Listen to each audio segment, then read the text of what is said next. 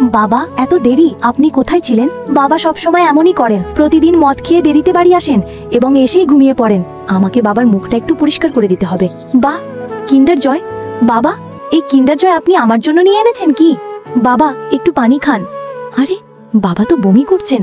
বাবা, আপনাকে কতবার বলেছি বেশি মদ পান করবেন না। যদি আপনার কিছু হয়ে যায় তাহলে আমার কি হবে? আরাম করে বাবা, আরাম করে। বাবা, আমি আপনাকে খুব ভালোবাসি, দয়া করে আপনি আমার জন্য মদ ছেড়ে দিন। ঠিক আছে লীনা, সোনা, আমি কাল থেকে নিশ্চয়ই আর মদ খাবো না। আজ আমাকে বাবার সব কাপড় ধুতে হবে। লীনা, তুমি তোমার বাবার সব কাপড় ধোয়ার জন্য নিয়ে এসেছো?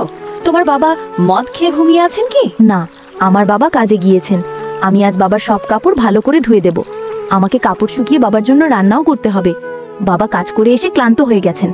বাবা, বাবা, আপনার কি হয়েছে?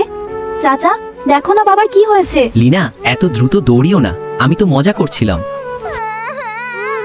এবার থামো লীনা, আমি তো মজা করছিলাম। বাবা, আমি আপনার সঙ্গে কথা বলবো না, যাও কাটটি। আমাকে বাবার জন্য খাবার বানাতে হবে, তাই একটু সবজি নিয়ে নিলাম। খাবারটা খুব সুস্বাদু বানাতে হবে। চাচা, আপনি কি করছেন? আমি খাবার রান্না করছি। আমি রান্না করে ফেলেছি, চলুন আপনি আমার সঙ্গে চলেন। না, আমি তোমার সঙ্গে যাব না। চাচা, প্লিজ চলুন আমার সঙ্গে। ঠিক আছে, চলো লীনা। খাবার খান। বাহ লীনা, তুমি তো খুবই সুস্বাদু খাবার রান্না করেছো। লিনার এই ভালোবাসার জন্য অবশ্যই একটি লাইক করবেন।